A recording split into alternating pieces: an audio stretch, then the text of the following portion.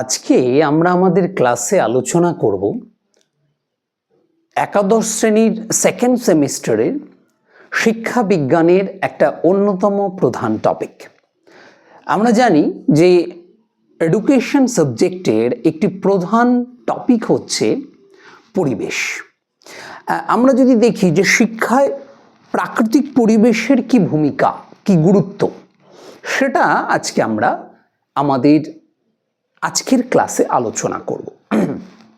আমরা শুরুতে প্রথমেই বলতে চাই যে শিক্ষা সমস্ত বিষয় থেকেই আমরা শিক্ষা গ্রহণ করি। বিশেষ করে ছাত্রছাত্রীরা শিশুরা যখন তারা বড় হচ্ছে, তারা বিভিন্ন জায়গায় বিভিন্ন পরিবার, পরিজন, পরিবেশ, বায়ু, আকাশ, বাতাস সমস্ত কিছু থেকেই আমরা শিক্ষা গ্রহণ করি, আমাদের বাচ্চারা শিক্ষা গ্রহণ করে। আজকে পার্টিকুলার যে কোশ্চেনটা নিয়ে আমরা আলোচনা করব সেটা হচ্ছে শিক্ষায় প্রাকৃতিক পরিবেশের কি ভূমিকা রয়েছে, প্রাকৃতিক পরিবেশ কিভাবে আমাদের বাচ্চাদেরকে শিক্ষিত করে। আমরা জানি যে শিশুরা প্রকৃতিতেই তারা কিন্তু বড় হয়, প্রকৃতি থেকেই নানাভাবে তারা শিক্ষা গ্রহণ করে। তাহলে প্রাকৃতিক পরিবেশে কি তার ভূমিকা, তার কি গুরুত্ব, সেটা আলোচনা করছে। প্রথম পয়েন্ট বলছে যে এই যে প্রাকৃতিক বিভিন্ন উপাদান রয়েছে, আমরা যদি দেখি প্রকৃতির যে সৌন্দর্য, নদী, খাল, বিল, পাহাড়, পর্বত, জল, বায়ু, সমস্ত কিছুতে সাজানো আমাদের এই বিশ্বভুবন, বিশ্ব প্রকৃতি, সেখান থেকে আমাদের শিশুরা এই যে প্রাকৃতিক বিষয় সম্পর্কে তারা কিন্তু জানতে পারে, তাদের অভিজ্ঞতা হয়, তাদের শিক্ষায় আমরা এই প্রকৃতির বিভিন্ন যে উপাদান, প্রকৃতির যে বিভিন্ন রকমের বিষয় রয়েছে সেগুলো সম্পর্কে তারা জানতে পারে। এই প্রকৃতি থেকে তারা এই শিক্ষা কিন্তু গ্রহণ করে। সেকেন্ড পয়েন্ট বলেছে কি, প্রাকৃতিক পরিবেশের মধ্যে স্বাভাবিকভাবেই প্রাকৃতিক পরিবেশের শিক্ষার্থীর মধ্যে দেখা যায় স্বতঃস্ফূর্তভাবে জীবনমুখী বিভিন্ন রকম প্রকারের অনুরাগ। জীবনে বাঁচার ক্ষেত্রে আমরা প্রকৃতির মাধ্যমে শিশুরা কিন্তু জীবনের প্রতি তাদের যে বিভিন্ন অবদান, জীবনের প্রতি তাদের যে কর্তব্য, প্রকৃতির কাছ থেকে তারা কিন্তু শিখতে পারে। এবার প্রাকৃতিক পরিবেশে আমরা দেখেছি রূপ, রস, গন্ধ ভরা এই যে প্রাকৃতিক পরিবেশ, প্রকৃতিতে এত সুন্দর ও সৌন্দর্যপূর্ণ এই প্রাকৃতিক পরিবেশ, সেখান থেকে তারা কিন্তু এই ইন্দ্রিয়ের, আমরা যদি দেখি আমাদের যে পঞ্চ ইন্দ্রিয় রয়েছে, সেই ইন্দ্রিয়ের বিষয়গুলো, শিক্ষাগুলো তারা কিন্তু এই প্রকৃতির বিভিন্ন উপাদান থেকে গ্রহণ করতে পারে।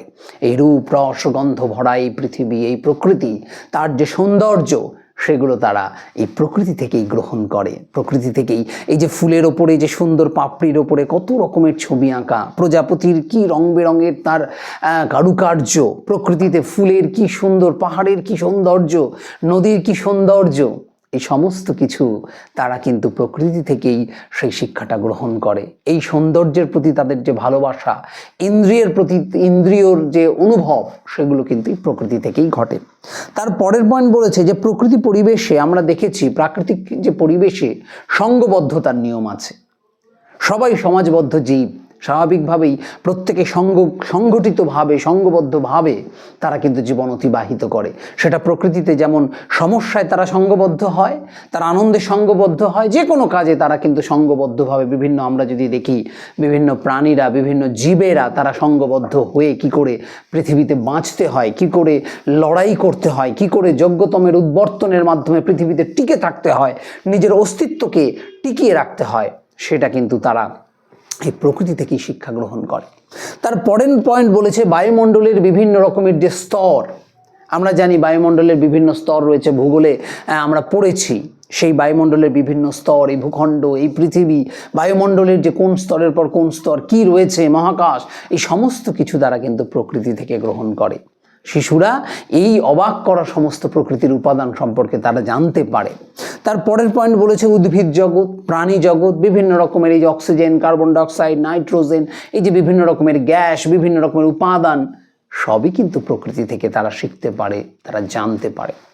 পরের পয়েন্ট বলেছে এই যে বিভিন্ন রহস্যময় পৃথিবী, এই রহস্যময় পৃথিবীতে স্বাভাবিকভাবেই বিভিন্ন রকমের অস্বাস্থ্যকর পরিবেশ দূষণ, পরিবেশের যে আমাদের ক্ষতি কিভাবে কি হচ্ছে, কি করা আমাদের উচিত, কি করা উচিত নয়, বর্তমানে এই উষ্ণায়নের যুগে, বিশ্ব উষ্ণায়নের যুগে আমাদের কি কাজ করলে প্রকৃতির উপকার আমরা করতে পারবো, প্রকৃতিকে আরও বেশি করে আমরা আরও সুন্দর করতে পারবো, সেই উপাদানগুলো, সেই কাজগুলো তারা সেখান থেকে শিখতে পারে। এবং কি কাজ আমাদের করা উচিত নয়, বেশি করে গাছ লাগানো আমাদের উচিত, বিশেষ করে প্রাকৃতিক দূষণ আমাদের রোধ করা উচিত, এই সমস্ত শিক্ষা তারা কিন্তু প্রকৃতি থেকে নেয় বা প্রকৃতি থেকেই তাদেরকে নিয়ে গিয়ে চলতে হয়।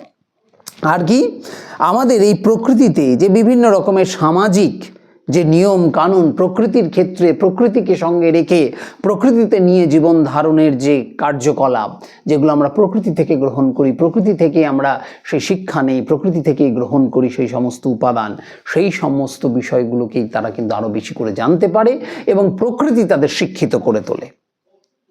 বিজ্ঞানী আমরা যদি দেখি, শিক্ষাবিদ রুশো তিনি বলেছেন যে একটা শিশুকে প্রকৃতির মধ্যে ছেড়ে দিলে প্রকৃতি তাকে শিক্ষিত করে তোলে।